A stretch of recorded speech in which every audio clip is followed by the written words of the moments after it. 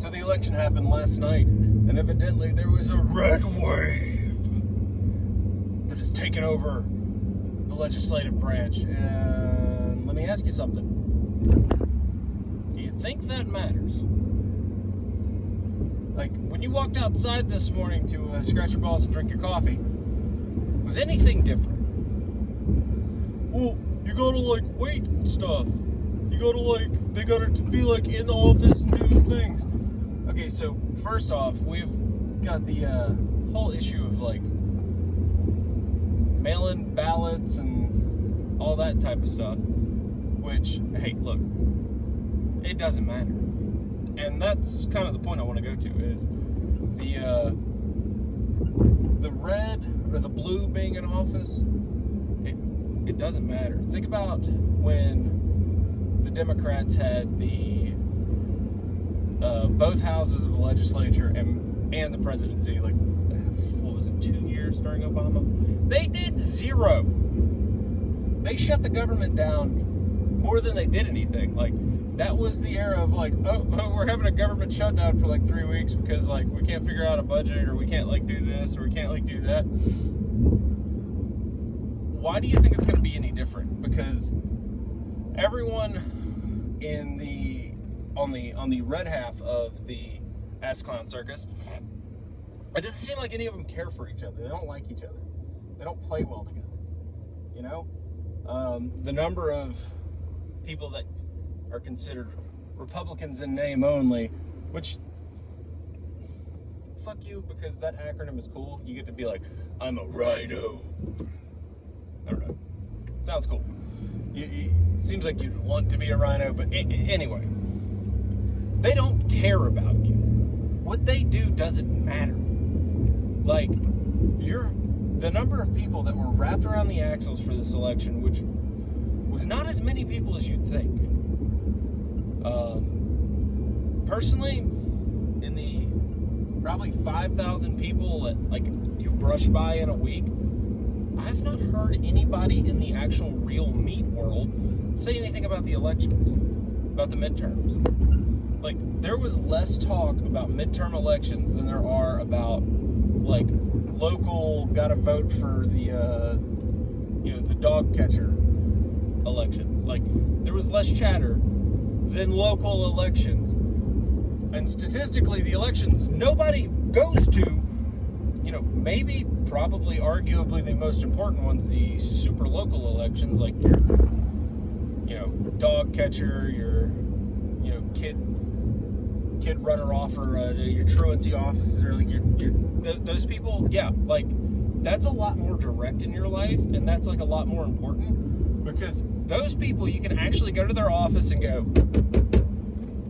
hey, Tommy, you son of a bitch, look, I voted for you because XYZ, and you're over here doing PDQ. Like, you can actually do that shit with them. But even your state representatives, try and give them a call. Try and stop by their office and see if you can catch them. See if you can talk to them. You can't. You're not going to get a hold of them. So what I'm asking is, did the world change overnight? Did you walk out and everything's a little bit different? In like 5 weeks, when they finally finished counting all the waffle cones and ice cream scoops, is your life actually going to be any different? Like, can those people, like, actually affect anything in your life? If you got enough of your friends together and they got enough of their friends together, right? And let's say there's some kind of national law that is emergent that we need to sign now that won't go into effect for like 6 months. If you got your three bad motherfuckers and those dudes got their 3 bad motherfuckers, and you kind of compounded a couple of times, and you walked into your sheriff's office and you said, hey, Sheriff, this is some old bullshit. We've got 90 people here for you that we would like you not to enforce this. And let's just say you've got a decent enough sheriff with a decent enough head on his shoulders that is going to listen to his constituency and say, you know what, you're right. Fuck the feds. Do you think that a federal law could be enforced locally if no one locally is enforcing it?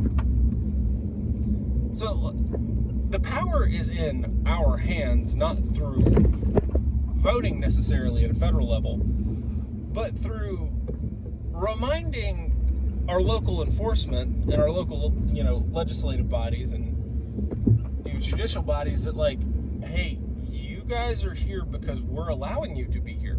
And this is not like a violent call to action or whatever, but this is literally like, we could get enough people just to stand in front of the doors of the police station to not let you go to work.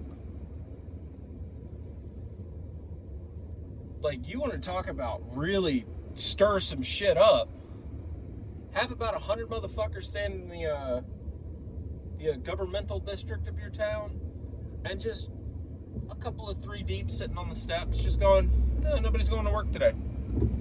Like, we'll take the hit on our pocketbooks of you guys getting paid and us not getting any work out of it, because guess what? We're not getting any work out of it. Anyway, so you might as well have the fucking day off. And just know that you didn't have the day off. We're telling you to go home. I don't know, man. So, like, if you're going to sit here and be sad today because the evil fascists have taken over, like, that's fucking stupid. Like, you're letting something that doesn't affect your life and doesn't actually matter. Emotionally, I 100% understand that, like, oh, we're going to go down the slippery slope of the whatever, Handmaid's Tale or whatever. Like, okay, cool, I understand that emotionally, but, like, practically, actually, and factually, fuck all that. Ain't nothing gonna bother you that you don't let bother you. And if you're like, woo, the road's like, dude, what the fuck are they gonna do for you? They're not gonna do a goddamn thing. They don't care about you. They don't care about us. They care about power. They care about continuing their, their legacy of fucking rule. So, if you're celebrating, that's fucking stupid. If you're sad, that's fucking stupid. Instead, why don't you use all that positive or negative energy to, make actual change in your life. Something actionable that you can put your fucking hands on. Yeah. So, fucking grab a surfboard, ride whatever wave it is, and fuck the feds.